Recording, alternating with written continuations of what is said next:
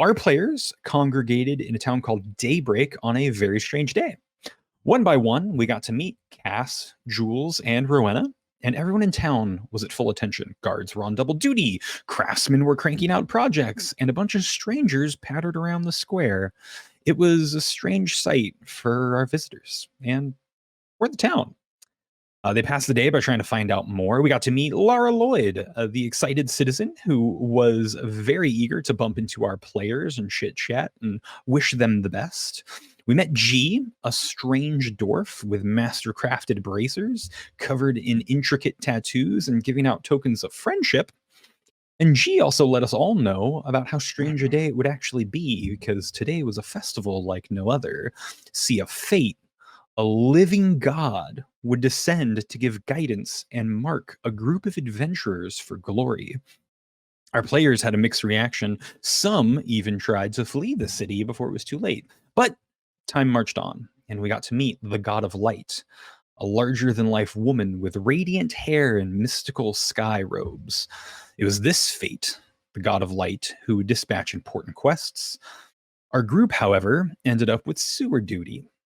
Instead of the mild water elemental processing sewage, it seems to have gone rogue, posing a threat to the city's infrastructure as well as any passerbys. And what they found were thick layers of ice and a name written within the negative space: Cynthia.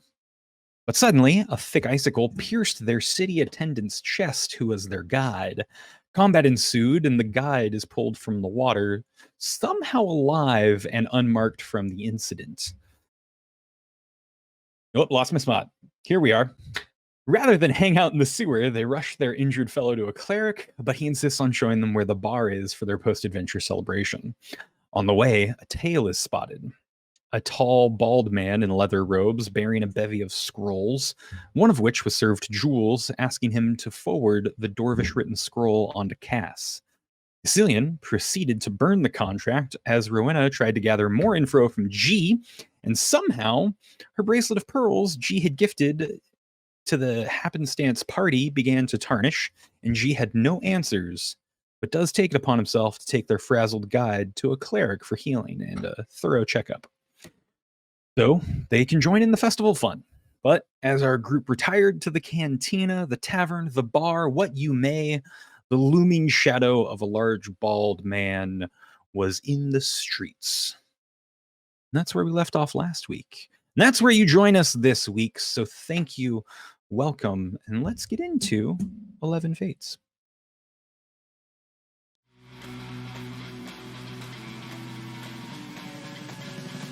But if I'm going to bargain, I'll take their lies and their secrets down with me. A chosen champion of the gods. Better remember the name Hunted Jewel, because the next time you see me, I'm going to be buying out the whole bar.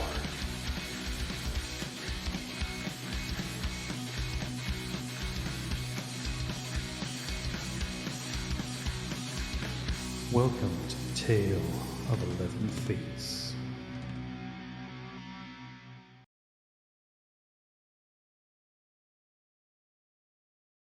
And welcome back.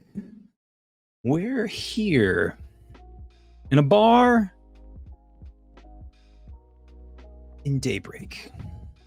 It is a roarous occasion, for the adventurers have been chosen for great destinies by the God of Light herself. There's excitement in the air, there's drinks being passed around, there's food being shared. It's warm, it's hot, it's seasoned well, and it's all been paid for by a strange little dwarf named G before he departed. He departed our friends in a myriad of states. We have Kasillian. I believe you were burning a contract in the open hearth. Is it a contract or like a summons? Contract? It's a mix of things. It was definitely served papers that required your signature. As far as directions that happened after that, you're not really sure. Yeah. I'm being very meticulous about ripping them. Like perfect folds in half of each square that I rip. And I'm folding it in half perfectly, and I'm throwing them like small bags of confetti into the fire. Mm-hmm. And it's with a beer in hand. It's a pretty lengthy contract. You've got like 6 pages to get through. So yeah, you're definitely meticulously taking your time. And Rowena, I believe we're coming back in from the bar for you, correct? Got a small word with G.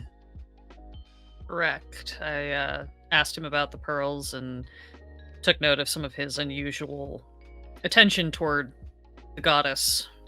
And now he has taken our guide off to the cleric, and I am returning to the bar.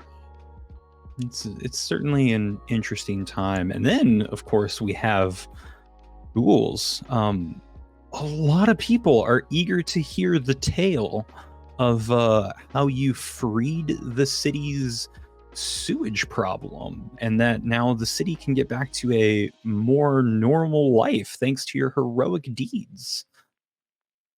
Yeah, and I think Jules is probably like sitting at the bar, almost standing on it, and he's just kind of like, so when I shook the guide and he came back up, he said he was fine, and I was like, I'm gonna do this for you.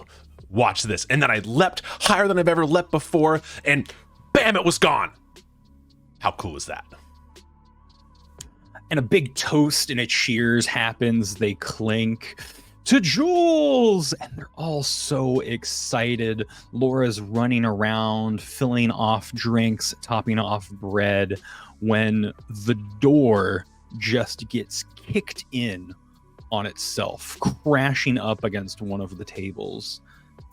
Everyone goes quiet and just looks on back to a tall, bald man in these double-breasted robes with long steel buttons keeping it shut, just standing there in the doorway. Did I see this guy previously? You did. He is the man like who gave you some papers to forward on to your compatriot Cass. Am I still standing right by the door, we assume, since I just came back You definitely didn't get hit by the door, but yeah, you're pretty close. You're one of the closest to the door. That's fine. I'm just gonna turn, dead-eye him, and just put my hand on my hammer that's in my belt. Not draw it or anything, just hand on the ready.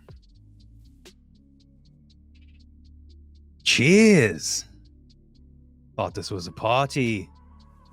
Where's the merriment? Sorry, we don't normally keep celebrating when people kick in doors. Just want to announce my presence. If you don't mind me, I have a business meeting to tend to. See my client over there by the hearth.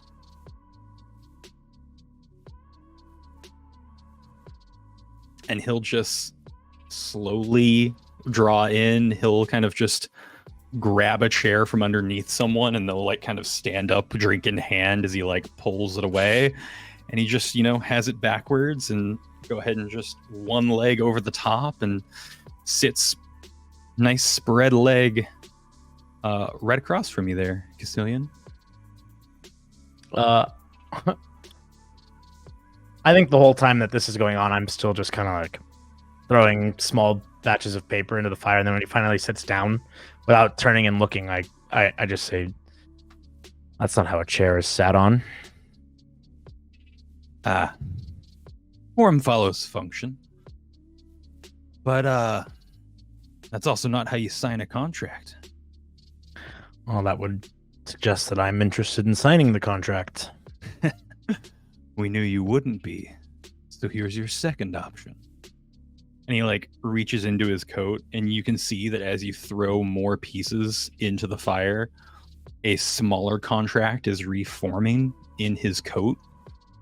And he pulls out the second scroll of 3 from his cloak and hands it off to you, also written in Dwarvish. This one is much shorter.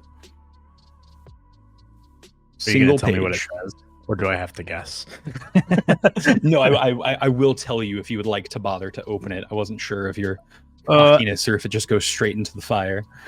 No, actually, I won't open it. I'm gonna turn to look at him and just say, so who exactly is it that sent you my way? I'm empowered by the town of Alpine's Peak. at the behest of diplomats from the West. Frankly, you've crossed quite a few people. Is that right? I wasn't there. I wouldn't know anything about it. That's exactly what crossed him. You were supposed to be there. I was supposed to be there before they chose not to accept me, right? I was supposed to be there regardless of whether or not they wanted me, right? Well, you were chosen. You were made promises. And now they need to be rectified. Giving up a parcel of land that was bequeathed to you upon your choosing. The interest said land would have produced. All the legal matters of it all. And the matter of honor. I think that's when he kind of like opens up the scroll and starts to sneak, kind of take a read at it. You've never seen one of these, but you've definitely heard of them. This is a dueling contract. This is something that's somewhat common from where you're at. It allows people to spar in a higher stakes fashion, and is basically a magically imbued contract that allows for things like duels to the death, legally, as well as some are strong enough to invoke the ability of, if you do fall in combat while doing the orders of said contract, you'll actually come back from the dead. And basically it's a strange magical contract that either allows, those blood frenzied duels to take place where you do actually want to kill someone, but you don't want the legal repercussions of it. They come in all sorts of varieties. You've definitely heard of them, and they're hard to come by because the magic infused to them is not very common. But the details that you get from this, also written in Dwarvish, are, in order for you to win, you would need to slay this man named Brutus in combat once. In order for him to win and thus claim all things that are due to you within the limits of Alpine's Peak, he has to fell you 12 times without killing you. Okay.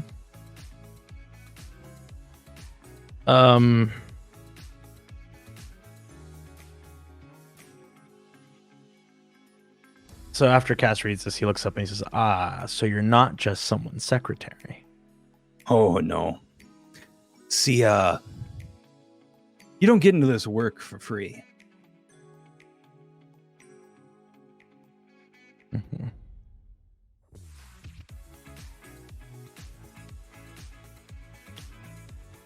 "12 times seems like a lot of ego coming from your side of this table." Oh, not my terms.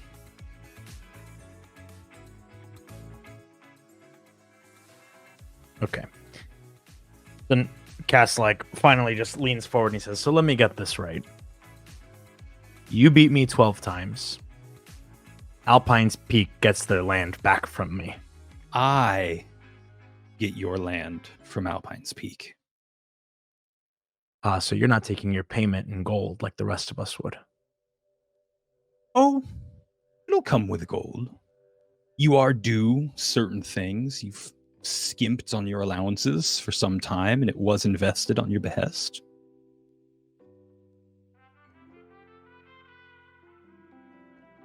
Okay. What say you to this, Brutus? What if... That's his name, right, Brutus? Yeah. What if I just let you stay on the land? For free. No cost to you. No damage to me. And you just let me worry about the old bats at Alpine's Peak. That brings up the third contract. And he goes ahead and pulls it out of his paper and just sprawls it out, and it's written in common for this one. It's just one big piece of paper written wide. If all contracts are failed to be turned in, signed by Kasillian Drove. A bounty will be placed on his head for the total sum payment. Can be collected by any, dead or alive.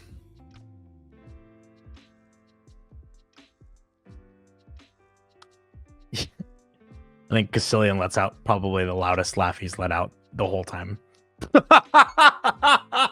Now that's a game. You see, that's much more interesting to me than beating you 12 times.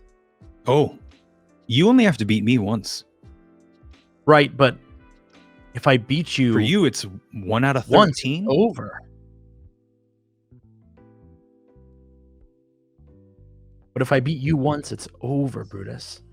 What's to stop me from losing 11 times? Just, the hell of it. Oh, the hell of it would be right. See, what's not within that contract is I'm not allowed to kill you. But I'm supposed to kill you. Oh, yeah.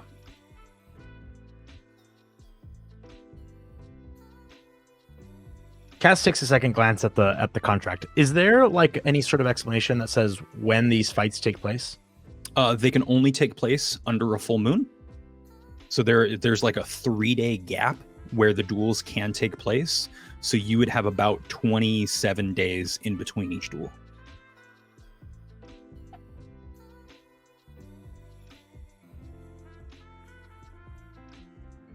So it would take him an entire year to complete this contract. Yeah.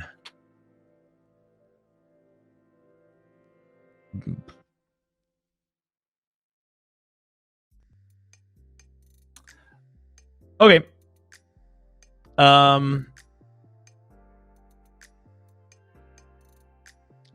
Cass finally looks at him and he holds out his hand. He goes into one of his pockets and just slips you a pen. And probably as like non-egotistically as this can possibly be said, he goes, "You understand why they gave me this, right?" Heard rumors. It's not my job to know.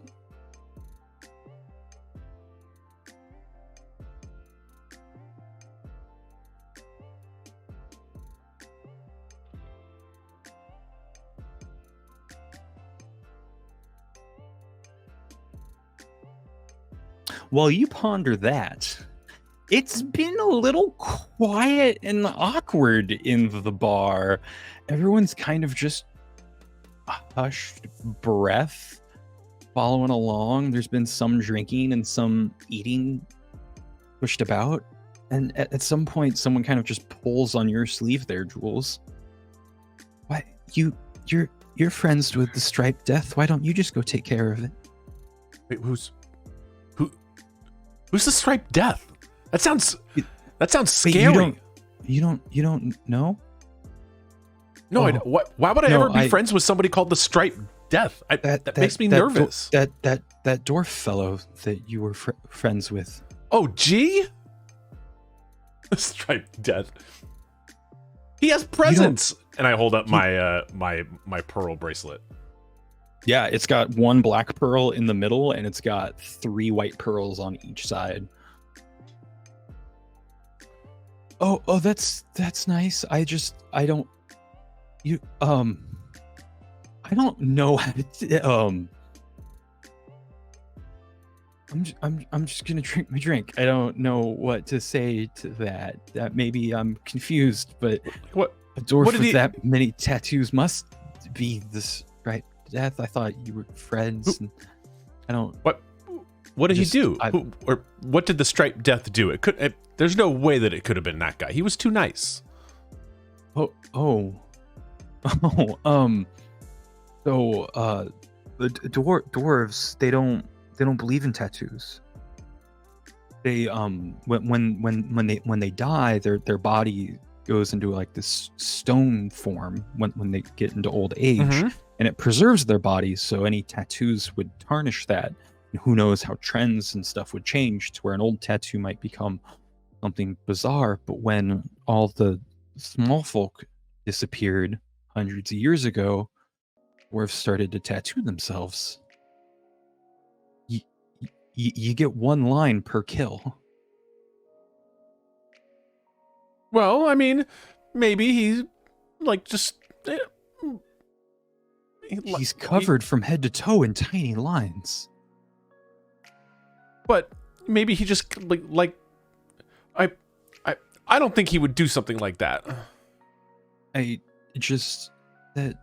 he's the boogeyman. He's the one we tell our kids will snatch them if they misbehave, because he's done it before. I mean, he helped us. He's helped a lot of people, but he's hurt so many more. He said he was trying to make up for stuff that he's done. You've never talked to him before today? I guess why? Yeah, you wouldn't have known to not talk to him if I'm telling you who he was. I'm gonna keep drinking my drink, if that's okay with you. Yeah, It's a strange festival day. Got a question though. Yeah. So now that we're heroes, do we like? I'm looking for maybe someone who knows about medicine who might be willing to help me. Seeing as how I did just save the entire town's water supply and a life. Yeah. We definitely owe you a great deal. Food, drink, room, and board. That's all coming to you tonight. We do have an apothecary. You could probably talk with him in the morning. He keeps odd hours and is probably done for the day. Okay. Yeah. No, great. Hey, let me get you another beer. G's buying. I got you. He's got you. And I wave down to get the guy another beer. Yeah, and very quietly the bartender pours one drink and comes on down and sets it with, and as he continues trying to eavesdrop on the other fire. At the same time, Rowena, you're kind of smack in the middle of the bar at this point. You're eavesdropping on both of these conversations now, and things are. You read my mind on where I wanted to be. Yeah. Anything you'd like to get out of this? Position yourself wise. Don't want to just have you be a wallflower, but that may be where you want to be. No. As soon as the bald man Brutus went over to Cass, she definitely positioned herself, took a tankard of beer, but positioned herself where she could kind of eavesdrop / be nearby if something happened. And so she's probably near enough to the bar that she also picked up when this conversation started with Jules. So I think unless somebody else approaches her, she is just pinging off of that, and anybody who looks at her, at this point she's probably stopped drinking, and she is just nervous, fidgeting with the ring on her left hand ring finger. Great. Just kind of pulling it up and down, spinning it around, and just back and forth between the two. And we'll go ahead and have that camera pan back around through the bar over to Kasillian, who's been just fiddling with a pen and has a contract in hand. Yeah. So you're probably gonna regret this, but that's okay. So Kasillian just takes the pen, puts the contract down, and stabs the pen into the contract, into the wood of the table.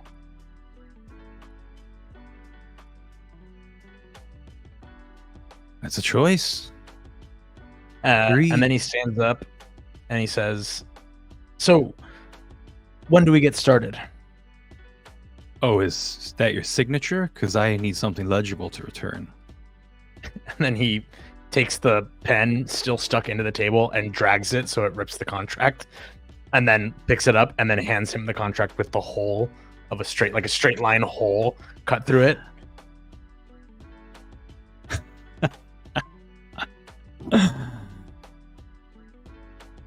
he grabs the pen and he flips over the contract on just the blank black side and just writes, "Do you accept this as a valid signature?" And the ink just sinks into the piece of paper. Now we wait. And he walks maybe like a half step past him and says, "Well, the first round's on me." And he goes over to the bar and just gets two tankards of beer and walks it back and sits both of them like right in front of, like across from Brutus, and he just sits there and picks it up and drinks his beer. This like legal jargon note comes back on the paper and sit in green ink that comes back and says, "Do you testify hereunto that the person that did stab and then slash through said contract is one named Kasillian?" Yeah, Didrove. Yeah, you got to get the last name in for the legal jargonese. The officially. And he just writes I.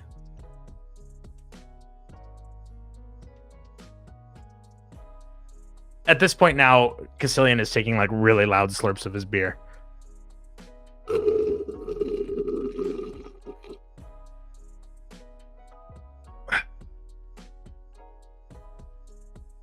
And then he kind of like gestures towards the tankard, like, "Come on, head nod towards the tankard, like it's not fun if we're both sober, or if one of us is sober." He'll go ahead and just take it and start drinking it and just glugs it all down. Sets it down next to the contract as some more green ink comes by and says, "Contract accepted."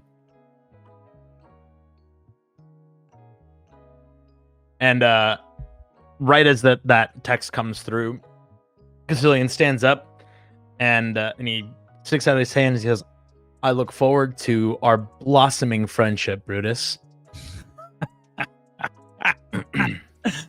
I have no idea. And yeah, he'll go ahead and just give your hand a nice squeeze. Full moon doesn't start till night.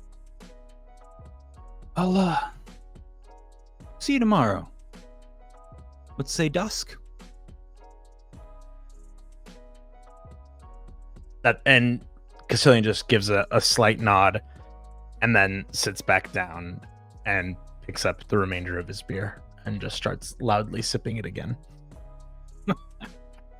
Yeah, he just rolls up the contract and slips it back in. He rolls up the like potential everyone wanted this person, go hunt them down like a dog contract and slips it back in. He grabs the remaining scraps you have, throws them into the fire to get the other one repositioned. And then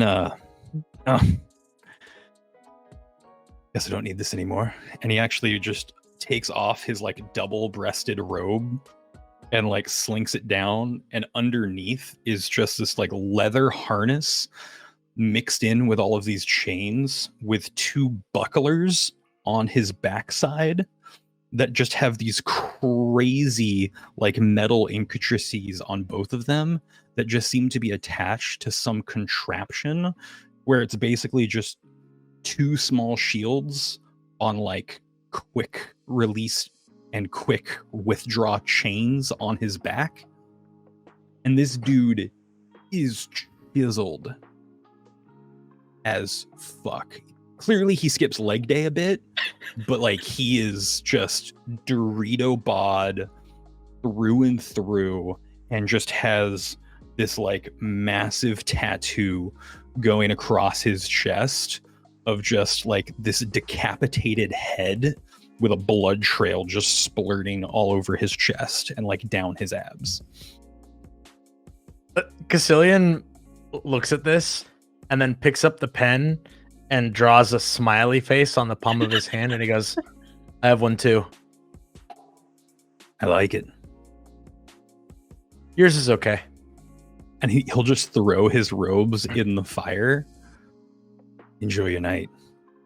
He'll turn around and get on out of here.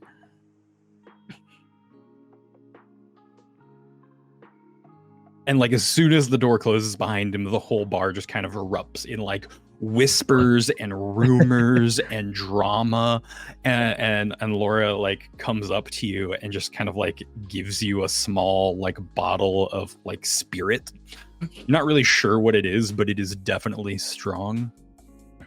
Okay, cool. So now that he's gone, can I know this might seem a little bit like not into it, like not to the point, but now that I've seen all this shit about him, can I take like maybe a history check and see if I actually know this cat from somewhere? Yes, you can also Like roll it with advantage. 10 plus years of travel. Yeah. Right? Like 10 plus years of travel, your training. I mean, if this guy's from the same area you are, I mean, yeah. Okay. An 11. An 11, and that's with advantage? Yep. Nice. You are familiar with him. You don't remember him getting this tattoo or deciding to shave off all of his hair, but there's only one Brutus you really crossed paths with, and he was a champion of the gods a couple of years behind you. Okay. And you remember him being kind of a snot-nosed punk and talking way too much shit for his own good, and he constantly got put down for it. That's how you remember Brutus. But that was maybe 5 or 6 years ago, last you had heard. Last you had heard he'd kind of taken up a path that could have been yours, of being a seeker, of going out and finding hard to find foes.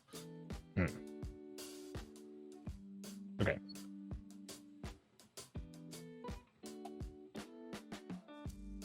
Once And yeah. everything settles, I do want to go over and talk to Cass, just so you know. And Lara's there, like, two glasses maybe. There's still some celebrating, and I'm 3 glasses, and she just like marches off. Cass looks at Laura before she walks away and says, "There's nothing to worry about. This trouble's not going to find you."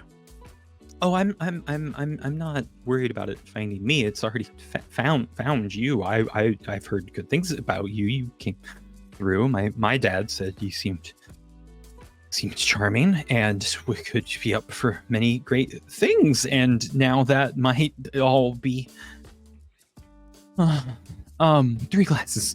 And she just like heads off to the bar and like finds 3 glasses and kind of comes back down and sits down and hands you one and has one for herself and you, and just pours you all some of this super high proof spirit. Cheers.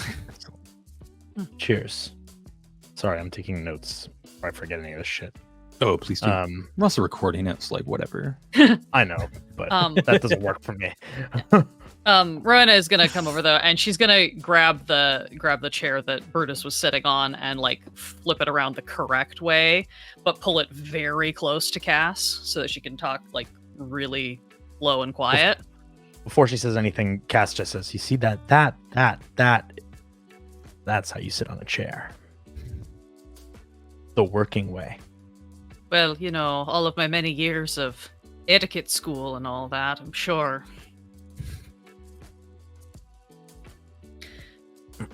Master And he, Nitro. he just takes a little sip of the spirit and kind of gives it like a yes. Look, I just want to make something explicitly clear here. I've done this before. I've gotten tangled up with handsome brooding men full of secrets, and it's not ended well for me in the past. So while I'm not expecting you to tell me what the fuck is going on here, I do expect at the very least that as long as we're caught up in whatever this is, you give me a warning if watching your back means it leaves mine open. Alright?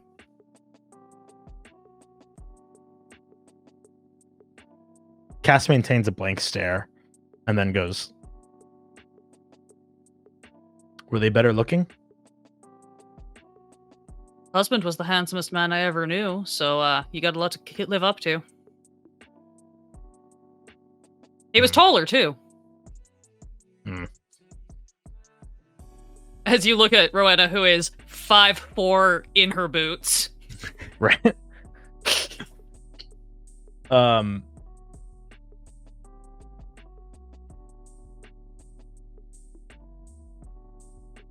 Cass, after thinking this over, just finally says, "Just because we're stuck together doesn't mean you have to follow me anywhere." Well, sure as hell not going back where I came from. Gonna get me in worse trouble than following you. And Actually, I don't know if that's true.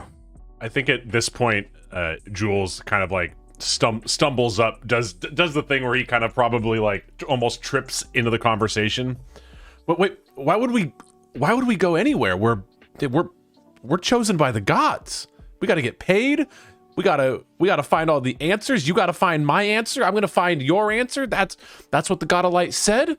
Like I'm Think about the gods, kiddo. They don't have all the answers. If they did, they wouldn't need all of us. Well, yeah.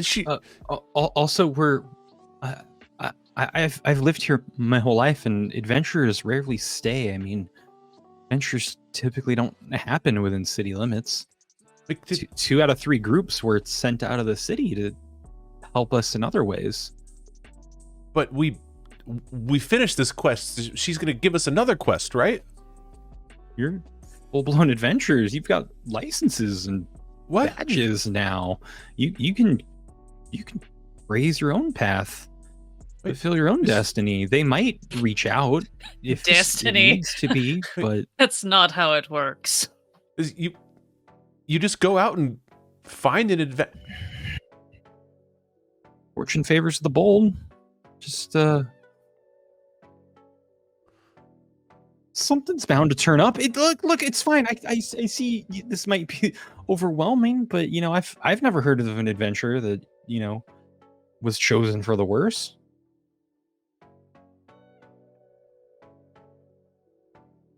At this point, Cass just sort of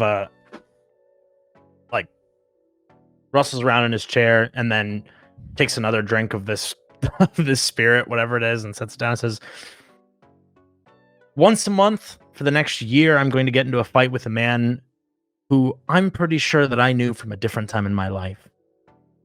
I'm not going to ask either of you to come with me. I'm not going to ask either of you to show up. In fact, I wouldn't care if either of you did, but that's what's going to happen every month, once a month. And if I died at the hands of this man, which, based on the contract I just signed, I can't, well, then the gods just gave you my luck, didn't they?" Well, And then he but no, we'll takes both- a final last bomb of the shot. Glad to know we'll both have something to do once a month. Takes one of the spirits and slams a shot as well. And someone from behind is definitely like, "Why the long faces to the new heroes?" And everyone gets into song and clink, and there's a bit of a nice little montage that ensues. Drinks, food, beds are prepared for you, various hours of whenever you're done with the merriment. People want to come in, hear about the story of how you were able to free up the city's infrastructure to help out, how that man somehow got back up. The party goes on and on. Various people are buying drinks here and there. It really is a fun time to be had by all. A montage of singing, of drinking, of eating, and then just a hard cut to morning. Everyone's a little worse for the wear. Everyone's a bit tired. We all wake up in some pretty comfy beds. Point of order, I did not choose to sleep on the bed. I, again, found the nearest tree and climbed up the top of it. Absolutely. And there is a nearby tree, basically Even just drunk- around the corner from the bar. Even drunk Kasillian needs to be on brand. To be on branch. You just Yeah, flopped on brand. over Ooh, it, got him. tummy down. Yeah. Yeah, you wake to the smell of bacon, sound of birds, and to just an uneasy feeling. A little bit in your gut, a little bit in your head. It's a strange new world you wake up to. There was the promise of breakfast. A delicious breakfast in the morning. You're all craving. The time you all make it towards the common room, There's plates of hot food. There's filled cups. And there's a mail carrier consoling a very distraught Lara Lloyd, who is just openly weeping in a chair, holding a letter.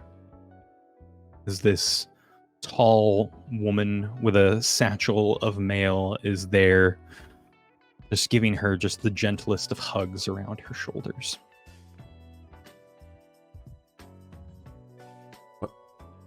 What's going on? It's my daughter's sick.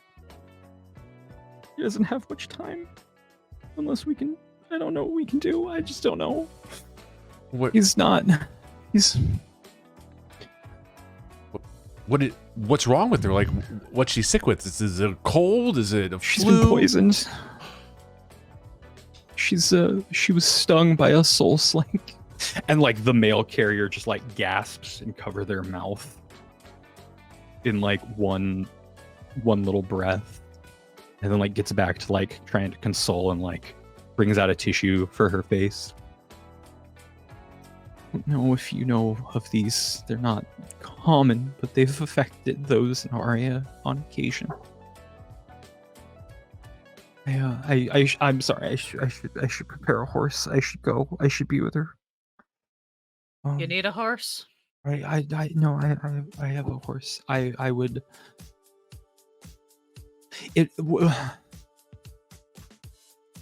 She's my oldest daughter, and I would hate if I didn't at least ask. Would you come with me?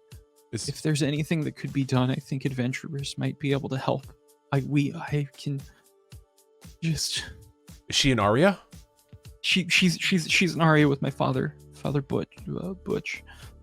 And he's been taking care of her and showing her the family business and out there, and he just says, he gave me this and just hands off a letter written in like big friendly letters.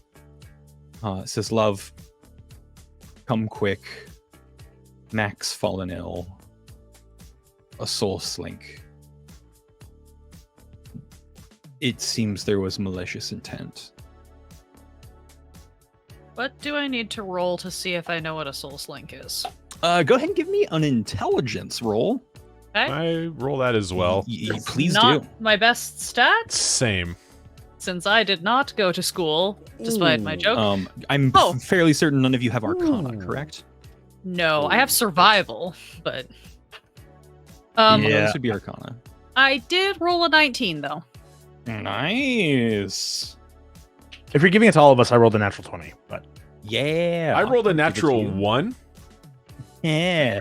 Natural 1. You have not heard of a soul slink. Let's say You I'm pretty sure have he said heard- soul snake. Yeah. Yeah. Soul snake, you're fairly certain is a drug that makes you hallucinate. So you're Okay. slightly confused by all of this. And you're like, wow, they take kids on drugs very seriously here. For the 19 and the natural 20, you know a soul slink as an embodiment of a tortured spirit that produces a venom that guarantees death. And it's not a pleasant death. It takes away the ability to sleep for about 3 days.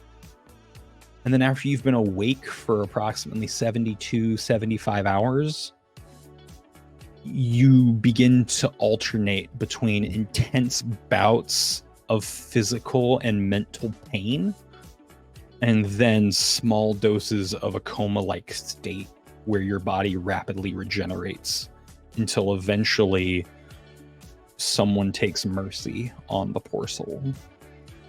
With a natural 20, though, you have heard of the cure. can you tell me the name of the poison again? It is Soul Slink Venom. Okay, thank you. With a natural 20, you know that a Soul Slink looks kind of like a centipede that's slightly see-through, that ends in kind of two scorpion-esque tails. You would both know that it causes bright fluorescent purple veins to spread over its victims, and once it gets to the heart, it goes pitch black, and that's when the symptoms set in for the actual pain. The webbing spreads while the insomnia sets in. But you would know the cure, which is bloodberries. The very strange plant that's only found in one location, and that's the Griffin's Roost. Do we have? I don't know if map I've linked? shared the map with you, but the Griffin's Roost is basically in the center of this continent, and it's called that. Go ahead. And it's called that, for that's where ages and ages and ages ago, the Griffins took place there. The Griffins were some of those terrible rulers before the gods came about. And when the gods came about and they set upon the Griffins' kind of stronghold, they caused massive atrocities upon everyone there. Instead of staging an army, the Griffins decided to eat or torture all of their citizens and just accepted their fate. But they tried to get as much joy from tormenting the mortals as they could before the gods and their armies arrived. It is still just harrowed ground and reeks of death to this day. But a very interesting plant grows there known as bloodberries. Has only ever grown there and is a possible cure if one can get them. Okay, No I one think really goes there. yeah, I think Cass sees this and doesn't really say too much. He just sees and asks and says, "How long is the ride to Griffin's Roost from here?" To where? Griffin's Roost. It's about be anywhere from 3 days to a week, depending on what the roads do. They fluctuate. Took me 3.5 with stops on the way to get from Astellan. I think. I confer to DM for confirmation. I think that's not the timeline. That is correct. With about the timeline. So you could hypothetically, if you rode without stopping, get there in about 24 hours. So, what? Why is everybody looking so grim? You know, I have never had a bad trip on Soul Snake. Like, Oh, sweetheart. did she have too much? Like, No, sweetheart, somebody poisoned her. She's gonna die if we don't find a cure. Is there a cure, Master Daedrove? So I sure as hell have never heard of one. Yeah, this is the point where Kasillian imbues all of that information back to him and says, Great. and says, if you've ever heard of bloodberries, they only grow on Griffin's Roost. It's said, or I've heard, though I've never seen, that bloodberries can cure soul slink venom. Well, who would even know? No one in their right mind would want to go to Griffin's Roost. Even everyone who lives in the town below it avoids it. Well, then I would guess that we are not in our right minds. look, if we could save a Lloyd, we have to go. These Butch took care of me and Arya.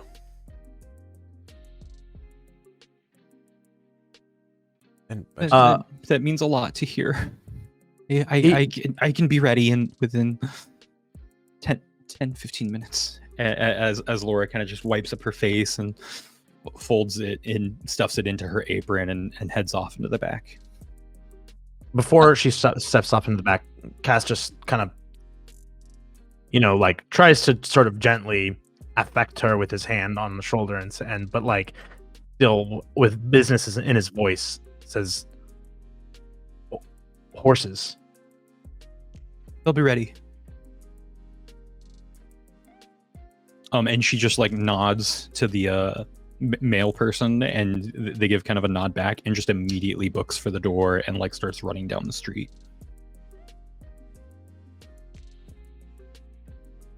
You're probably going to miss your little date, Master Dydrove. Should Should we leave him a note?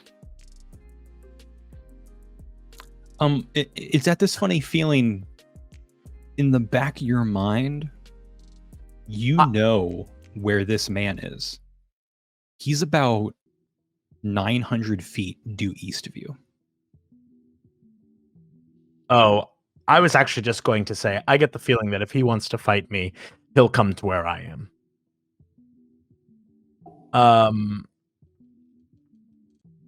He's 900 feet due east of me? Yeah.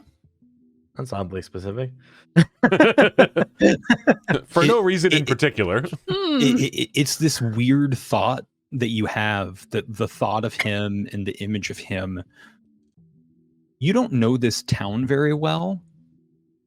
Like you've done your lay of the land. You kind of know like whereabouts and whatnot. You can tell he's about 12 feet in the air and 900 feet due east of you. Okay. I mean, what choice do I look at Rowena and say, I'll be right back. Don't leave without me. And I turn around and start walking towards him. I'm just gonna call after Cass. If you start getting your arse kicked, do holler. Cass does not turn around to this. He just kind of shrugs his shoulders and his hands in the air and just kind of like shakes his head, like almost to say, "What the fuck else do you expect me to do if I'm getting my ass kicked?" Jules turns to Rowena. Should we follow? Maybe help him out. No, That business. No, sweetheart. Master Dydrove needs to do this for himself, and if he needs our help, I'm sure we'll know very soon. Okay. Have you ever ridden a horse before? Yeah. Yeah, I've ridden a few horses. I mean, I generally just prefer to jog, but yeah, Looking at you, I feel like you could probably keep up with a horse. You've got a lot of energy in you. Let's go load up on leftovers from breakfast. We might want them for the road. Yeah. Okay, yeah. Yes, let's go. I'm gonna make myself at home back in the kitchen. I assume I can find where everything is, and I'm just gonna start packing lunch boxes. Absolutely. And that's when the camera does kind of like one of those quick withdraws out of the bar, catches up to Cass's shoulder, and they both kind of like speed walk through the streets that don't quite line up with the sense of direction. And as you go to like knock on a door of like a bed and breakfast, it opens. And Brutus, the big bald man, is just there, rippling in the doorway. Cass looks at him and looks at his wrist, which he's not wearing a watch of any sort, and then looks at his hand with like the basically remnants of the almost smiley washed face. away smiley face, and goes, "I know I'm a little early." We can't touch each other until moon up. Part of the contract. But I can get to you before dawn, before the full moon sets. Don't worry. I know where you are too.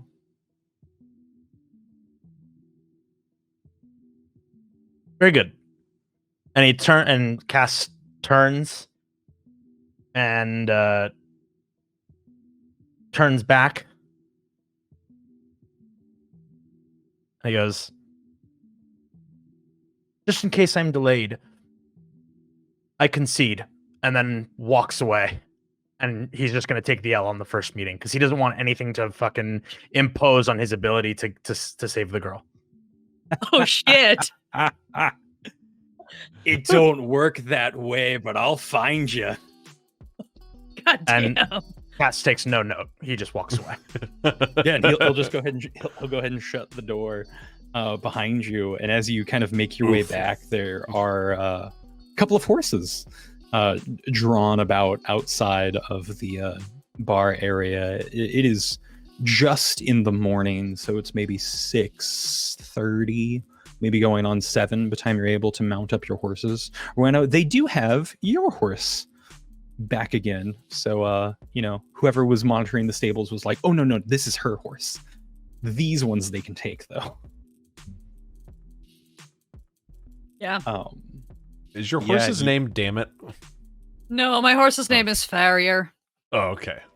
We did discuss naming it, damn it. Okay, that's okay. I was like, am I going crazy? No, that I was a swear this discussion. horse's name is Damn It. Okay. No, the horse's name is Farrier, which is funny because a farrier is a person who makes horseshoes. Would you like to name your horse there, Zep? No, I get too attached. Maybe later. Maybe Okay. after the horse does something worth being named. Nameworthy. Until then, it's rental. Yeah. Great. I named mine Brutus. God damn it. I love it. Power moves left and right. Wow. Cass. I mean, is that a power move or just like a schoolyard insult? If you believe hard enough, it's a power move. Yes, to both of those. Yeah. Yep. So yeah, you definitely pick the ugly horse. But you're able to mount up, and Laura sets a brisk pace out of town, and is just immediately off. Has her cloak, has her riding gear, has a knapsack. You have plenty of lunches packed for at least the next few days, and you are off, galloping at a full speed. You go past not nearly as many guards as when you saw on your way in, with everyone at full guard for the festival. On your way out, you can just see these billowing clouds starting to roll in from the west. A bit strange as you have ocean to your north, just beyond the woods. These clouds seem to be coming across the entire continent to meet you from the bright day of daybreak as you ride out to Aria with a shred of hope to be able to save a young girl who's been poisoned. Not sure for why, but hopefully you can rummage up a cure. You hit out on the roads at that brisk speed, and the roads do that strange thing of, it seems everything gets to be whirring by a bit faster than normally would. It's one of those God's gifts that were brought down of travel. You know that in small packs it's safe to use, and you kind of just curve into it, and it's 1 hour, 2 hour, 3 hours go by of being on this horseback. As a group, you're able to get it done in just under 4 hours. It's maybe about 11 o'clock as you ride into town. And this was not the same town you all saw days or weeks ago when you first made your way into Daybreak. There are big black banners hanging off the sides of the large tavern, where you have all these ramshackle houses that have been converted from carriages and kind of a loose leaf planting. But there is that nice, welcoming tavern, except all the windows are boarded up, big black banners hanging down, and a bevy of flowers, baskets of fruits, all lay near the front door, as it seems like a community is already grieving for what may come. Lara gets off her horse and bursts through the door, gets a big hug from Butch. Butch Lloyd, the man who all welcomed you with a big, jolly laugh. He just looks teary-eyed. He clearly hasn't slept. Welcome. I'm so happy to see you, but I'm so sad you're here. Butch welcomed you as best he could. It is a fraction of the warm welcome you first got on your pass through here just days ago. He welcomes you and flags you in, and you see in this nice big open floor plan of a bar, just tables covered in goods. lots of food, lots of clean drink, rolls of bandages, flowers, kind of anything the community thought that a family in need could use. It reminds you of the pleasantness you saw on the way in of this community that's so welcoming and positive. The optional stay here kind of became a necessity. You knew that you could push on to your next, but it just seemed like such a nice place you wanted to stay. And seeing these big black banners of grieving throughout the town is a shock. But Butch does welcome you. Okay, yeah, I come in. Sorry, the note was brief, but it's what I could manage.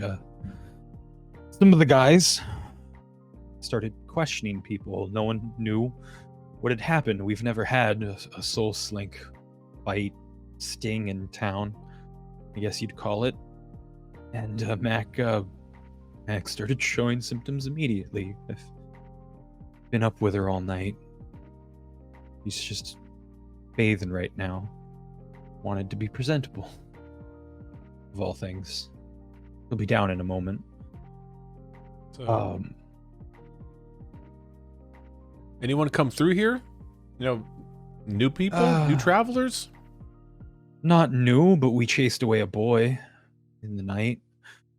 Guards kind of came through. I say guards, it's just a couple of the craftsmen who have a sword or two laying around, and it's more of a militia. We got a group together, walking around asking questions, and on the way over to the Broven house, their young boy Dusty just fled to the hills. We chased him as far as he could, but, a couple of old-timers and some armor couldn't keep up with a young spry boy. He made it all the way to Troll Hill before they had to turn around. We're not sure why he did it. He's been infatuated with Mac for weeks. Maybe he thought he could be your savior or something. But Mac might have more info. Young people do stupid things when they're in love. Ain't that the truth? Like, poison somebody? Rowena just gives Jules the darkest, most disconcerting look, and then turns back to Bruce. Sorry. Sorry. I fell in love with your mother, Laura, when she gave me food poisoning. So I've heard of crazier things. She didn't do it on purpose, of course. She just doesn't know the difference between a frying pan and an ashtray.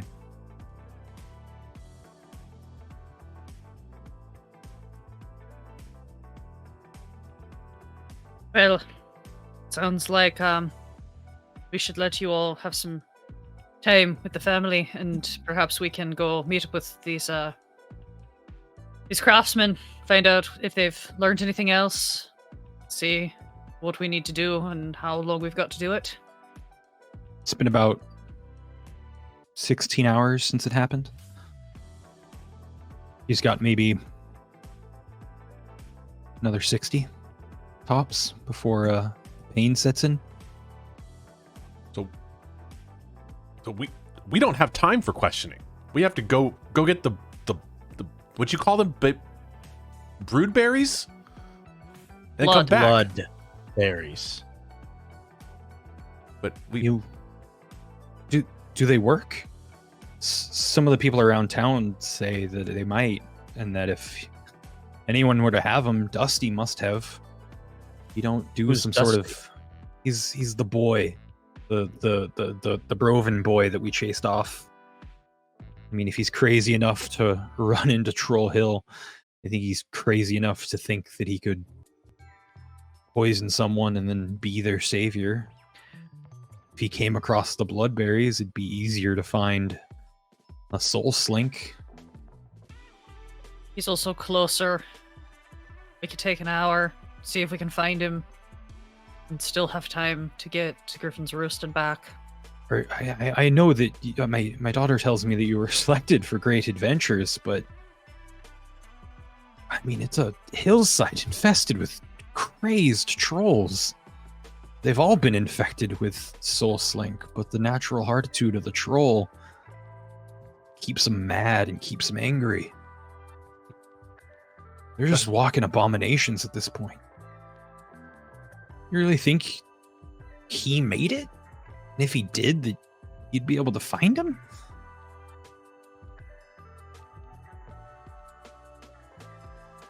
If he's already got the bloodberries, it doesn't matter what state we find him in. We just need to find them.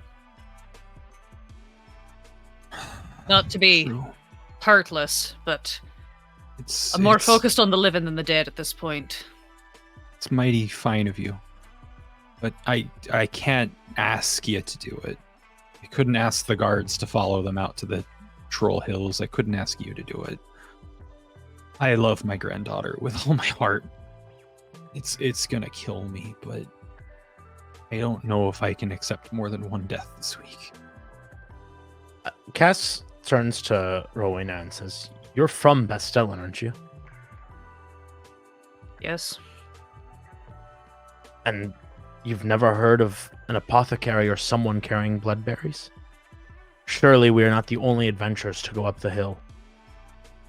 Wasn't really my area of expertise. I'm a smith. I work with metals. I work with jewelers. I work with carpenters. I don't really deal in potions other than ales.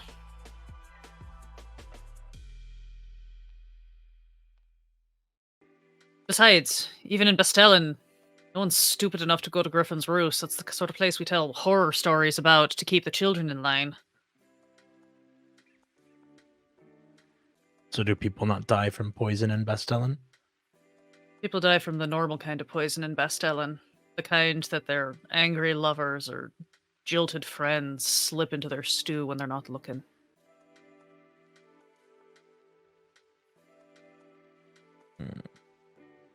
Is Matt coming soon? We could maybe ask her some stuff about Dusty. And you hear a faint voice from like the stairs coming down, and she's just like in a bundle up of like robes and has like a towel over her head, and you can see just bright radiant webbing all up and down her left arm so far, just in a soft voice. Hi. I'm Mac. I saw you guys when you all came through respectively. Of course, I heard you're champions of the gods. It's neat. I didn't think I'd get to meet champions. Or the chosen. I don't really know what they call you. We don't really have a name yet, so. Go on. Do you want to sit down? We're just gonna yeah, find a chair sure. and pull it up. You could say I'm a little tired.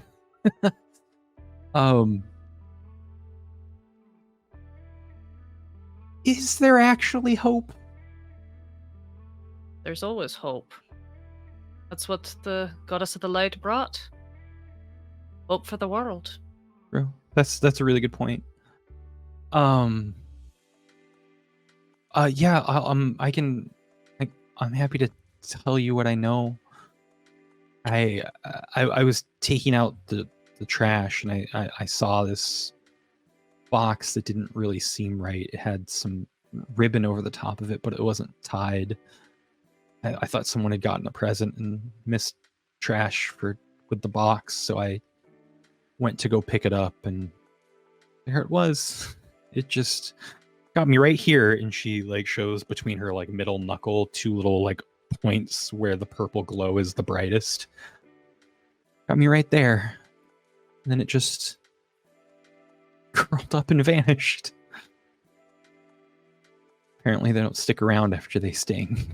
They've passed their paint on. But why bother? That's why I hear there's no real anti-venom of, normal bounds. Because there's nothing to get an anti-venom from.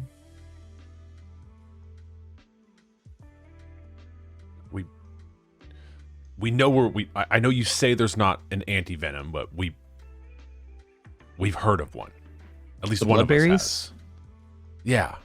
They've been talking about it in town, but no one's ever been where they grow. We're not even Right. sure if they grow where they grow. Okay, but what do you know about Dusty? I fucking hate that kid. If he's to blame for all this, I never want to. I can't even imagine. He's been bothering me for weeks. I'm like, no, you're too young. I'm 16. I'm a woman now. I'm gonna go off and do my own things. I'm starting my life, and I don't want to be here with him and his strange family. They're the ones that trade and rarities and oddities. They came into town one day with a bunch of gnome gadgetry and then sold it off to passerbys and kind of just stuck around. They take odd things and make them odder. The rumor around town is that at some point his family got a hold of some bloodberries, so he took it upon himself to try and be a savior. I don't know what his plan was. If it was his plan, no one's really been able to talk to him. Well, we're gonna find him. And we're gonna take the bloodberries, and you're gonna get better.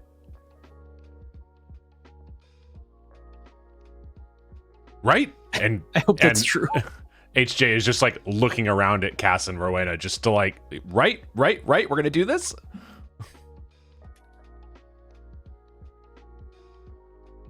Cass just looks kind of, westbound and just says, we should ride to the Roost. As a suggestion. You don't think it's smarter to see if we've already got resources in town? It'll be faster. At least try to talk to the boy or his parents if he's not to be found. Find out if they even have these berries. How else does one find a soul slink? It's not like they're just growing on trees. You have to lure them to you. You gotta find them somewhere. You gotta make them appear. And don't we think that Dusty already has some of the berries? We just go up to Troll Hill. I'll scurry by, give him the 1, 2. I'll get the berries and we'll be back. Look, I hear what you're saying, Cass, but Griffin's Roost is not a place we just walk into. And at least on Troll Hill, we know what we're dealing with. Oh.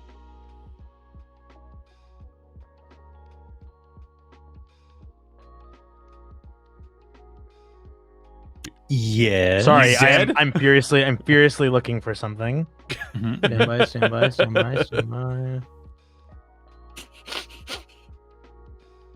This is why we take notes. Okay, no, that's not even that. I'm just gonna be like a dramatic piece of shit. Cass walks up to Rowena and like holds out his hand, and does she put her hand out? Are you holding it out like handshake, like palm No, up, like what kind? What? Oh, Drop something in your hand.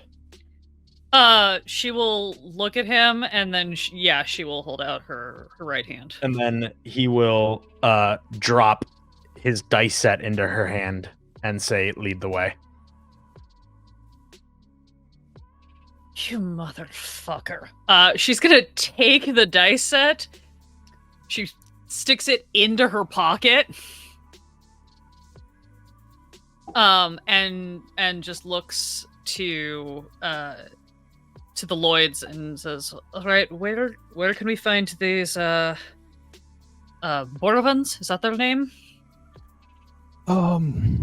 Yeah, Broven. Broven. The Brovens are just down the way. They're a bit new in town, so they're at the outskirts.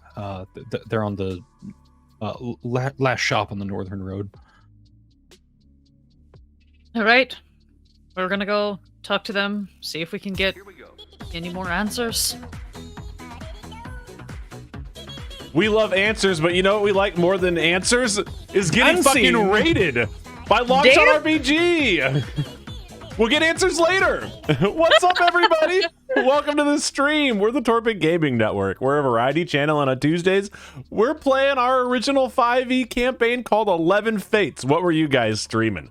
Tell us everything about it. Tell us what was the stupidest thing one of your party members did. But welcome on in, Bonk. Why don't you give them the Reader's Digest? Yes. Before you are 3 players, once one of them gets back from a thing, and they have been chosen by the Fates. The Fates are 11 embodiment of gods that walk among the mortals that help guide them to be a better society. Last week, they helped out the town of Daybreak clear out their sewer system from a rogue elemental. This week, one of them has signed a very interesting dueling contract with what looks like a psychotic man, and they've all agreed to help out Laura Lloyd, the daughter of Butch Lloyd, the beloved Lloyds who are caretakers in 2 different cities, who are known for their jollity, their welcomingness, and it appears that the eldest granddaughter of the family has been poisoned by a very terrible beast, more so a trapped, tormented soul that ends up causing immense amount of pain and is essentially a certain death sentence. But our brave adventurers know of a cure and are debating on how to go about procuring it. Now we set off to the northern end of this small town area of kind of makeshift carts turned into homes and various resources gathered from nearby. And they're heading to the northern shop. The last one for the new folk kind of just add on towards the city limits. And they're headed off to the Broven family, the parents of Dusty Broven, who disappeared last night, chased away by the guards into the Troll Hills. And Rowena, I believe you were leading us over there. Yes. She turns to the Lloyds and just says, well, we're gonna go talk to the Brovens, Dusty's parents, see if we can get any more answers about what might be going on, and we'll be back. But I know it's hard. In the meantime, try to get some rest. Whatever rest you can. And stay here. Your family loves you, and they'll take care of you until we get back. Right? Laura and Mackenzie, they hug each other. Just that nice embrace, and Butch kind of just looks over. Strong pot of coffee for you before you head out. Thank you.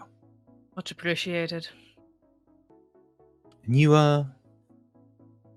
come out, and there's definitely a couple of people peeking out in kind of the streets with just little waves here and there. They kind of just follow you with your eyes up into the town, and there's a group of 3 militiamen at the northern end of town, kind of just sitting around with these 2 similarly dressed couple or people, a man and a woman, and they just kind of sit there, just looking worried at each other, and everyone kind of sees you approach and kind of attent, and they're like, hello, can we be of any help? Are you here to do something? We're the adventurers, so we're looking for the adventure, I guess. Are you the Brovens? Yes, me and my wife here. Your son is missing. We hear. We know. I don't know how our boy could do something like this, but if he did do something like this, I want it fixed. No one should go through that fate. He might not have done anything. Maybe he just saw who did and got scared. Anything could be possible. True. But we do need to find him, and if he's run off toward Troll Hill, as we've heard, he might be in danger too. So... yeah, that's why we think he might have actually done it. Did he take your And bloodberries? as like the mom just starts crying, and she like kind of excuses herself like back further into their house. Excuse me, sir. Yes. Did he take the blood berries? The blood berries. We've had a lot come through our shop, and we definitely started with a lot of oddities. Me and the missus haven't had any bloodberries come in, but like we told these fine guardsmen, he does tend to the shop alone once a week. If something came in, maybe he didn't tell us, maybe he didn't know what it was, but we haven't seen any bloodberries come through.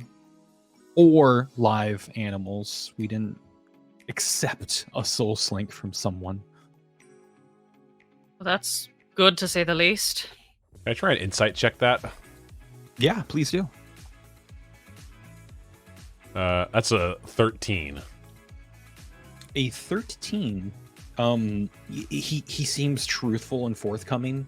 It does sound a little rehearsed, but based on the stuff around, it kind of sounds like maybe he has answered these questions a couple times before. Totally.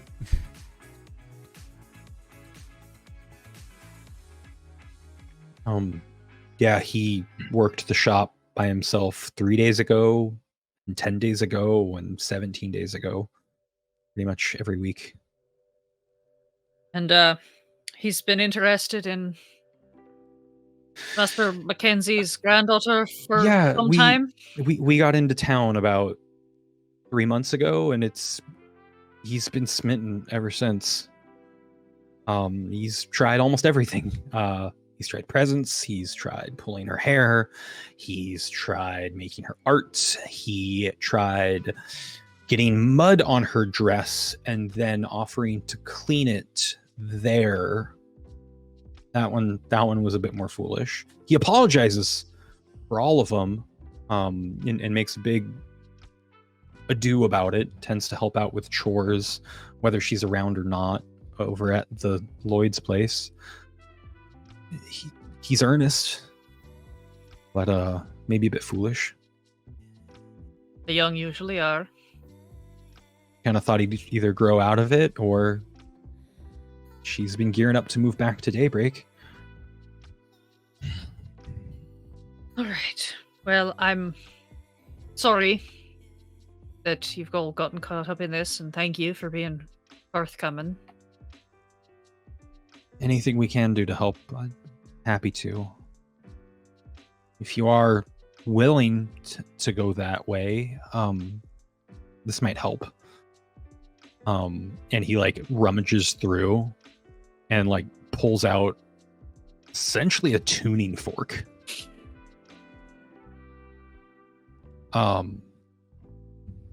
We came across some volcanic stone. If you get close enough to it with the tuning fork, it emits a bit of a hum. We gave our son a belt buckle made of it, so in the event we did ever need to track him down, as kids sometimes run off or get lost. We've been traveling a long time. We thought it'd be of use. Let me show you. And he like has kind of like a steel lock box, and he opens it up, and there's like 4 or 5 brooches made out of like this dark red material. And as soon as it opens up, the pitchfork or the tuning fork just emits like a super high note of just and like shuts the lead box one more time, and it cuts it. So as long as he's not got a barrier of metal, this will start tuning off about 100 yards out, at least faintly. Get you a bit closer. All right. Thank you. We'll put this to use.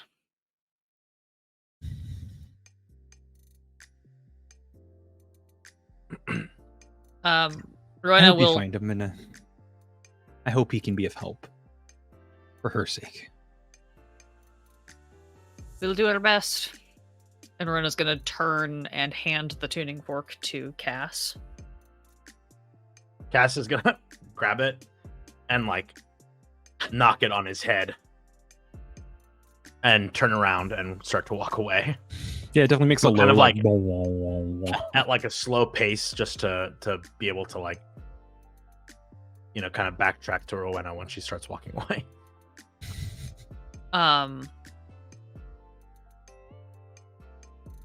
This is player point of order clarification Yes. because I don't know if I caught this. How old is Dusty? He's about 14. Okay. So he's Thank about 2 years younger than Mackenzie. He's a little bit younger than Mackenzie. Yeah. Okay. Sorry, just couldn't find it in my notes. Rowena is just gonna kind of thank everybody. She will check in with the guard guys to see if they have any additional information that seems helpful. You're not actually gonna go into Roll Hill, are you? It's covered with dozens of insane trolls. If they got a hold of him, they've smashed the bloodberries by now because they'll smash anything that moves. Do you have a better idea? I'd love to hear it if you do. I mean, we can't help her. What kind Yeah. of attitude is that? A realistic one? You guys can't help her. That's true. Hey, look, maybe you're all stronger than you look, but how's this going to help the family? Having 4 deaths on their hands? It's not on their hands. It's our choice. And wouldn't you rather know that somebody tried to do something instead of giving up before they'd even begun? Rowan will turn and walk away. I hope you're right. We're fucking right. And Cass turns and scampers away. Damn it, I HJ. was so good about the entire thing. Yeah. And then Jules turns and scampers away. You must just admire him so much. Apparently. Like, there's some Everybody wants some to be weird, Cass. We're there's just some really weird jealous that we subcon- didn't think Yeah, of Okay, it. when he dropped the dice, it was just so cool, and I got jealous. He's been power moving for the last 24 hours in game, and we're all just like, damn, son. Even I, the player, don't believe that that's true. But yeah, Rowena will walk up to you, Cass, and then just kind of be like, all right, so I know none of us want to do this, but we're doing it, aren't we? I don't not want to do it. I think it could be kind of fun. Cass holds up the tuning fork again and just like taps it and goes, that is irresponsible. The What? fact that you keep giving yourself a concussion. The fact that they trust a kid who they have to put a tracker on with an oddities store once a week. I used to run a tavern when I was 13, by myself, full of drunk Are you men. wearing a magic tracker? No, because my father kicked me out when I was 11 and told me to go find a job.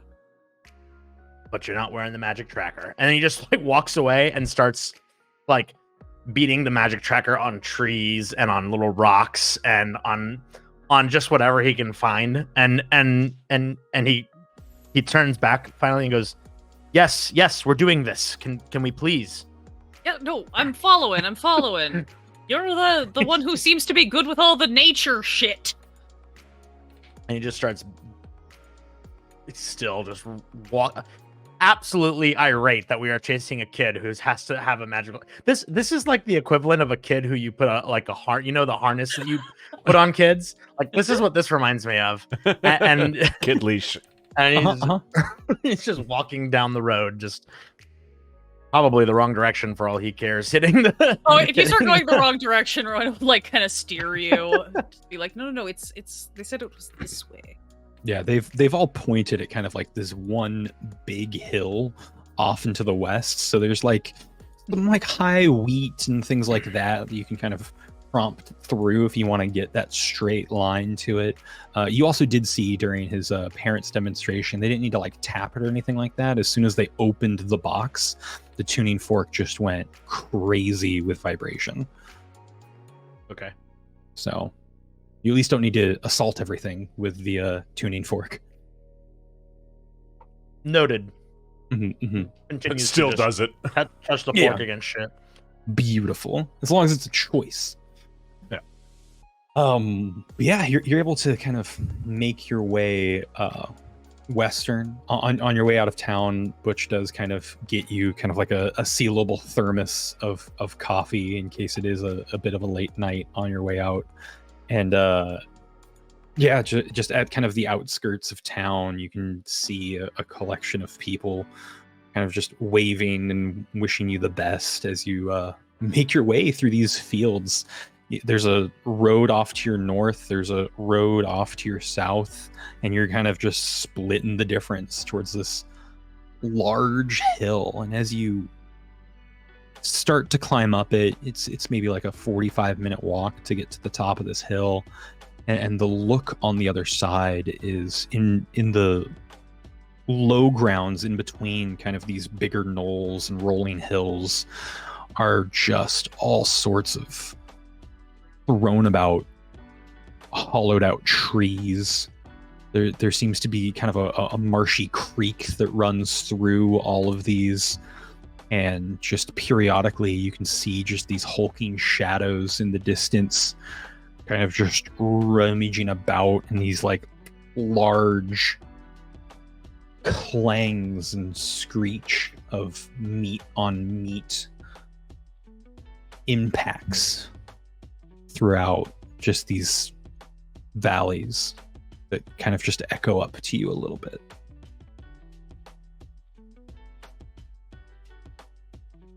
Does it sound familiar at all? It sounds like... Okay, valid question. Come on. Yeah, it sounds like if you were to like slap yourself to wake you up in the morning, or to like spar with someone and get like maybe a punch or two in that's a little bit too hard, just if those people were 15 feet tall. Like the trolls of Troll Hill. Yes. Oh, good. Okay. We found the pork party. I'm so excited.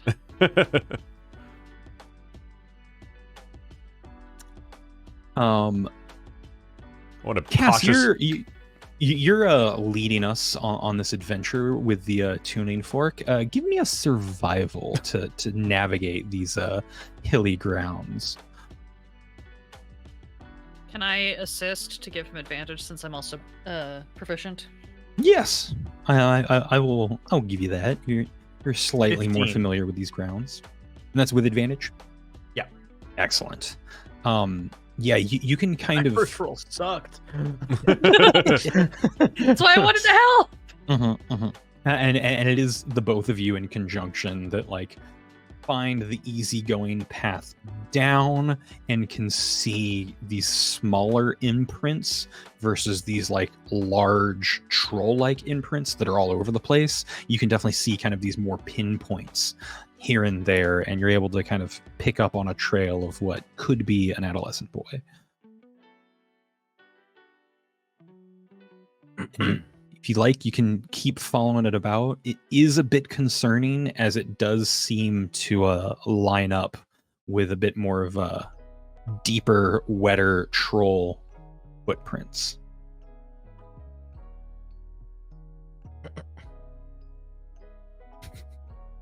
Chuckling at deeper, wetter. Yeah. No, actually, I was gonna turn and just hand the tuning fork to Hunted Jewel and just be like, okay, your turn. Yeah, okay.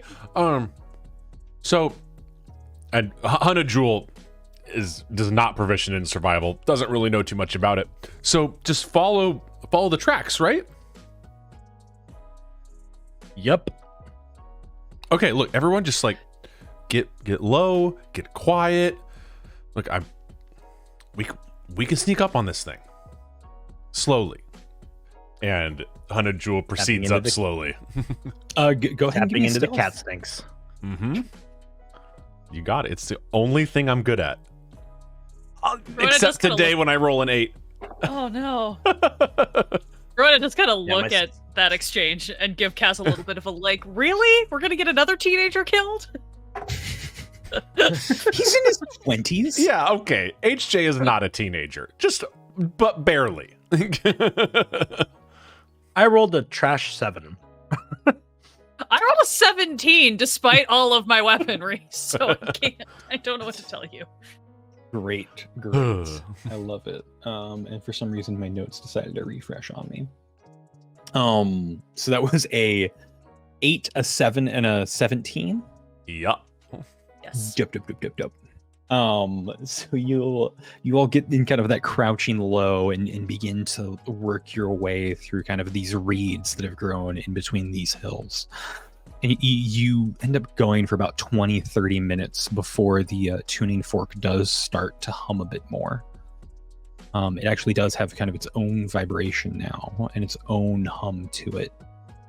But as it starts to hum, you can definitely hear some sloshing from behind you. Look behind slowly, dramatically. And as you reveal, there is definitely just this heaving, blue-skinned troll, just like panting almost, and is just covered in these bright, very thin but very heavily covered, irradiant webbing, and just a big black patch of darkness over where you assume its large size would be, and it is just heaving and panting and just biting into its own lips and making itself bleed as it just lets out a massive Barutorak, and comes charging forward. He probably just wants to help. Surely, if we Yes, took out our dear. Initiative I'm to sure see it how just much wants to help you help. can give and in what order. Oh my god, I haven't rolled none of my dice have had a double-digit number on them all night. Don't worry, it'll be like last week where you rolled really crap and you still got the killing blow. You'll be fine. It's destiny. Anyone get above a 15? I did. Yes, I rolled a 17. Ooh, I also rolled a 17. excellent. nice. Do you either have a preference of who goes first? I think Cass has higher dexterity, so he should go first. There we go. That is a true thing. That's true, maybe. Is it more than a plus one? What'd you get there, Jules? Yes. Oh, I got a 17. If you take the 1 out in front of it, I got a 7. 16? No. 7. Great. Love it. And See you guys in 20 minutes. New troll friend is a chargin. Too bad, too bad. Cass, you have first reaction to this behemoth of a troll, probably about 40 feet away from you, has clearly spotted you and is now making its way up towards you. It is biting itself in pain, making just its entire bottom lip just dripping with blood. Okay. I, as quickly as I can, pull out my longbow. That's real quick. And I rolled a 12 to hit. A 12 to hit will strike true. Ooh, baby. Cool. So as I pull back on my arrow, my right hand just lets out a small glow, and as I release it, the arrow flies with just a little bit of light, and that light is my hunter's mark, which I will attach to it as I strike this bad boy. Yeah, So, go ahead and roll that bonus damage. Okay, 1d8 and 1d6. I really like this song. Very good.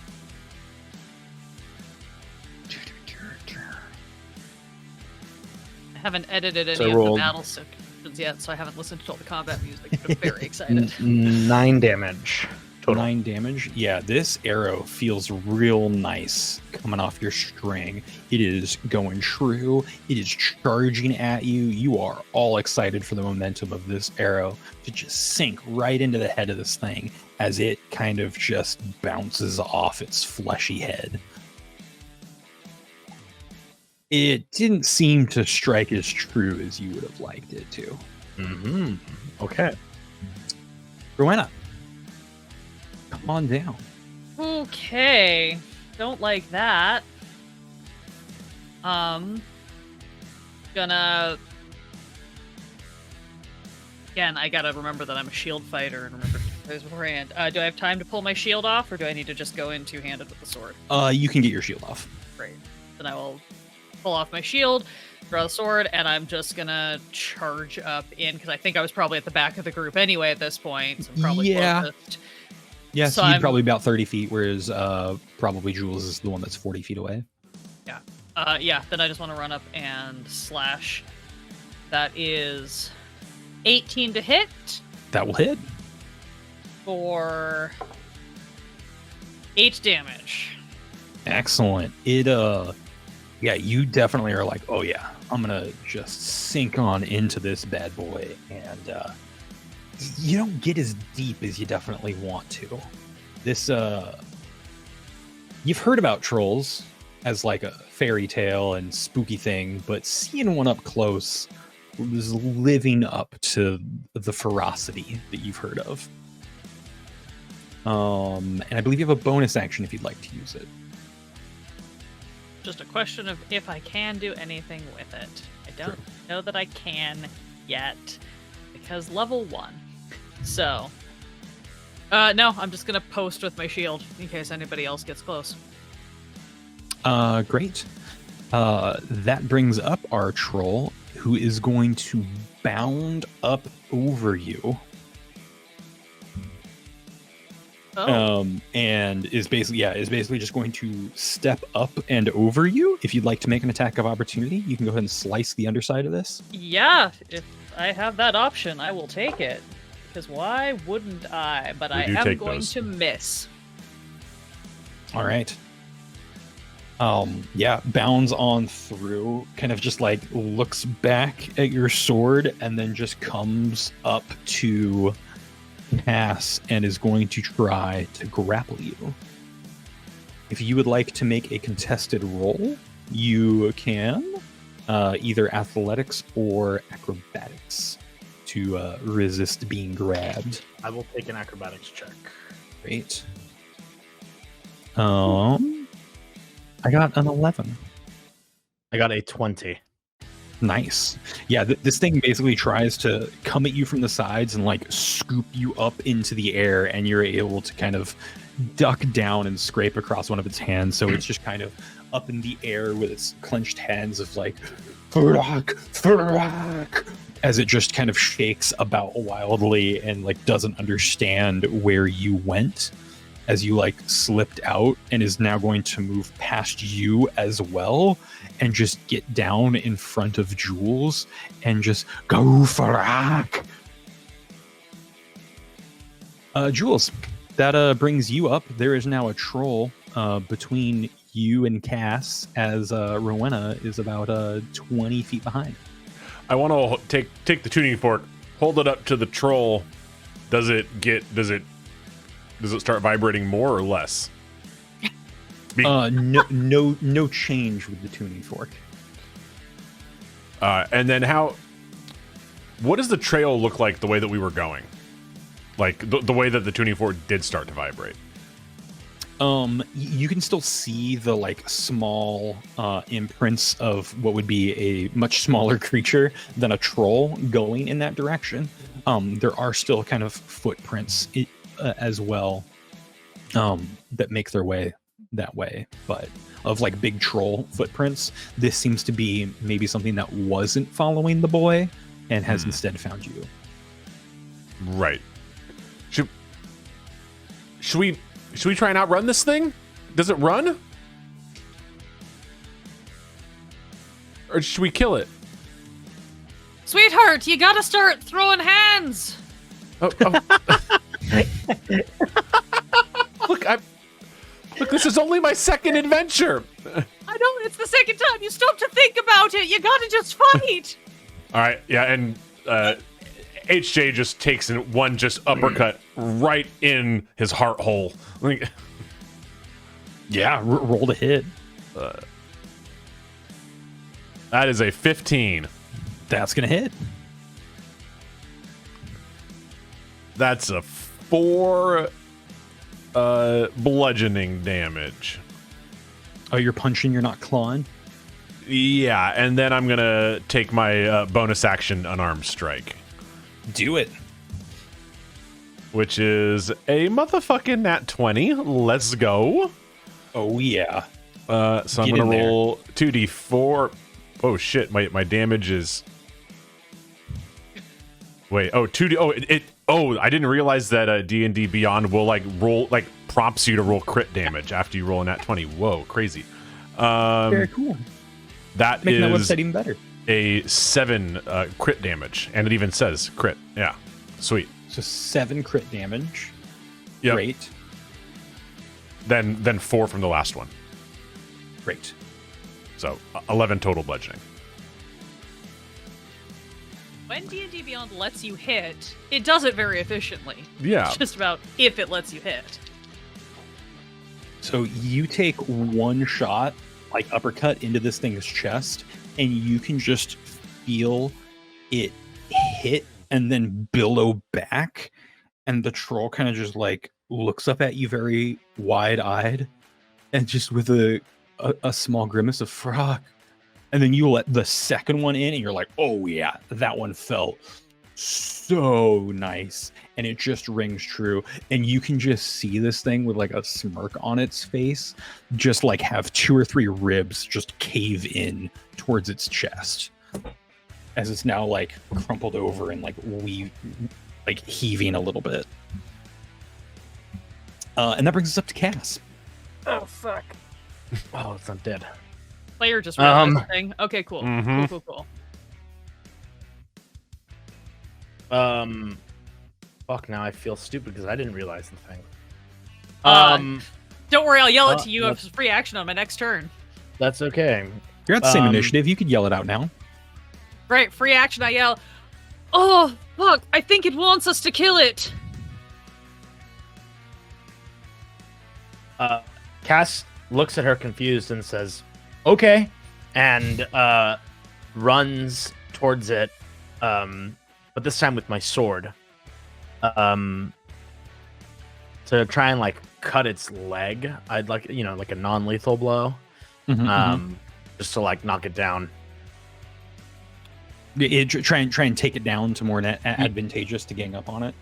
Yeah, and that's a 14. A 14 will hit. And that is 12 damage total with my Hunter's Mark. Nice. Yeah, you definitely sink into this thing, and as you kind of pull out the sword a bit, you can see your wound that you slash into it immediately close up a bit more than you would have expected. Fucking trolls are resilient sons of bitches. But yeah, you sink it in, you can feel it like wince a little bit, but it has a bit stranger of a reaction compared to it's almost glee that it got from Jules giving it the 1-2 combo to the chest. Rowena or Cass, is there anything else you'd like to do if you wanted to move or I think Cass just probably yells, how can you tell?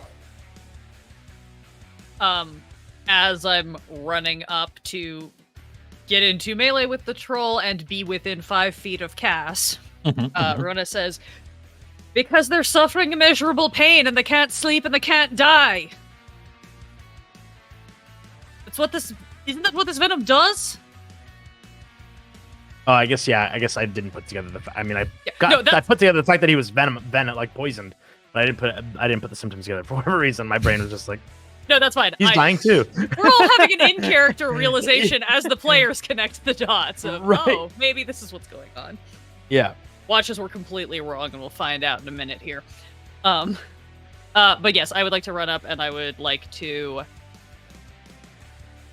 If positioning is viable, I would like to try to, like, flip my sword around and reverse grip and just, like, stab him through the heart. Sure thing.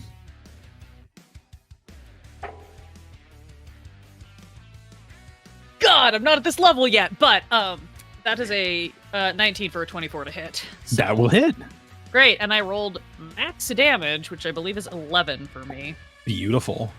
Yeah, it sinks it in, and it like kind of looks down at the sword and like looks back at you and kind of just pushes it out a little bit, and then reaches over and tries to like scoop up Jules and is going to try and grapple you. I have to actually roll for a thing. Am I rolling strength? I realize I said that 3 times, 2 of which were muted. You were muted. Either athletics or acrobatics. Oh, love that. That's a 23. Yeah, this thing like does get you up off the ground, and you kind of just do one of those like back rolls out of its like big old hand before it's actually able to get a grip onto you. And it just kind of looks around and just like cups its hands around its mouth and lets out a deep bellow. And we'll end its turn there.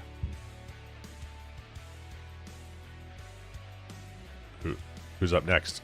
That brings us up to you, Jules. Oh yeah. HJ is just gonna go straight out of that roll and just into like a crouched runner sprint position and just pounce straight out of that position. Two bludgeoning unarmed strikes. Go, go, go. The first one is a 7 to hit. I'm gonna assume that one misses. That one is a miss. But the second one is a dirty 20. That will hit. That is going to be 5 bludgeoning. That is going to be enough to bring this thing down. As it just kind of like buckles in on itself, as it seems like its entire rib cage is now kind of just busted in. And just will kind of like hunch over in front of its a front and in on itself, as you're able to kind of just buckle it in half around its center mass. It's a bit frightening as it kind of just falls in on you, but you're able to kind of just slump off the dead weight now. Yeah, HJ just wants to like strafe off to the side. Hey, what? Not too shabby for my second adventure. Like, good job, guys. Rowena just like stares at, like deadpan stares at him. And then wants to just double check that this thing is definitely dead. It is. You can actually even see within it of like that big black pool is starting to dissipate over its heart and is very rapidly losing all of the color in just all of it. So this thing is getting pale real fast. Right. Well then, carry on. Are you all right, Master Dydrove?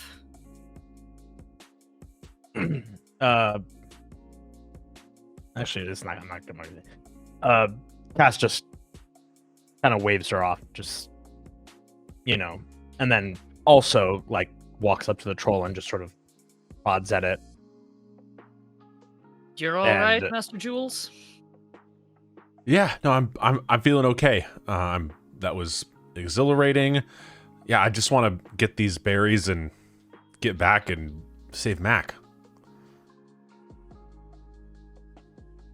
Row's just gonna watch and see what Cass does as she slowly starts to follow the trail again. He just turns and follows her. You go around 1-2 more hills, and the tune of the fork is definitely starting to increase in pitch as it begins to vibrate a little bit more. And it's when you come around this third larger hill, you come up to a very strange sight. You can see at kind of like the top of one of these hills a couple of logs and just this boy drenched in blood holding a short sword by both of his hands, just shaking, and around him is about 13 troll bodies just slumped over in various positions, poked full of dozens of holes. And he's just shaking there. Rowena's gonna sheath her sword and just approach, like shield still in arm, but like approach hands up and just go, Dusty Broven? Yeah. And he like whips around because you coming from like his right 90-degree angle. And it's just got the sword pointed down. She's just gonna hold out her hand to take the sword and like just get really close. And it's just that one smooth move of like going in and one hand to take the sword and the other hand just like pulling him in for the hug. Like, all right. He definitely takes a step back from you and just kind of gives it a bit of a wiggle. And he's like, no, don't come any closer. I'm sorry. I can't. You can't what? Sorry, go ahead. Hey, I can't give it up. You can't give what up now, sweetheart? I can't give you the berries. Why? So I'm gonna need to take them. Did you ask me to bet? No. But the troll blood got it. Passed it on. And he like pulls on his like shirt a little bit, and there's like a small scrape that has now started to have kind of like the purple webbing start. I don't know what happened, but they all just kept impaling themselves on my sword. All right. And then it just got everywhere. And I didn't realize it, but it got in. Oh, no, you're... I don't have enough for 2 people. All right. Well, we're gonna solve this. How? You need to come with us. I can't go back. Yes, you can. Why? Why would they pick me? I'm just a stranger there. I've been there, 2-3 months? I can't go back. This is my life now. I killed a dozen trolls. That can be an adventurer like you. Let's just keep heading west. Dusty. This is fine. Dusty. We can start over. No, it's fine. Shh. Give me the sword, sweetheart. You're fine, you're safe. Your parents are very worried about you. I can't. Come on. Go ahead and give me a persuasion. Shockingly enough, for my lack of charisma, this is a skill that I have. Because I have to market haggle. That is going to be what I call an optimal 20. Ooh. That's a critical 20? No, if I had been a critical 20, I would have said that, wouldn't I? Oh. Yeah, come on. Duh. Let me look up what the definition of optimal really quick is. While you do that, he definitely does kind of just go limp and kind of have the sword flop out of his hands and just kind of clumps down onto himself and is just there kind of weepy, like it just got all out of hand. I don't know what to do. HJ kind of like looks at Cass and Rowena. Well, so, okay. Do we still have time to go to the Roost? Cass says, if we give her the berries he has. He's gonna have more time. It buys us a few hours, which Exactly. is important.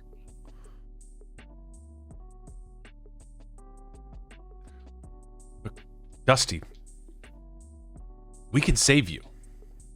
We made it this far. We can go get more berries. Who brought you the berries? It was someone through town. He's a short guy. Small folk. He had a big black beard. Wore a big cloak. Do you have a lot of black markings and some very nice wrist bracers? Rona holds up and she is wearing like leather wrist bracers. Metal? Very fine. I didn't really get a good look. He just had a big cloak on. He seemed nice but intimidating. Did you say anything he had else? fancy rings in his beard. Fires and fates, I'm gonna kill that motherfucker. Rowena looks down and pulls her bracelet out from under her bracer to look at it. There are 7 white pearls on it. Cass, Jules, show me your Hey, bracelet. Cass holds up his wrist. Pull it out. All of them have 7 white fluorescent pearls on them.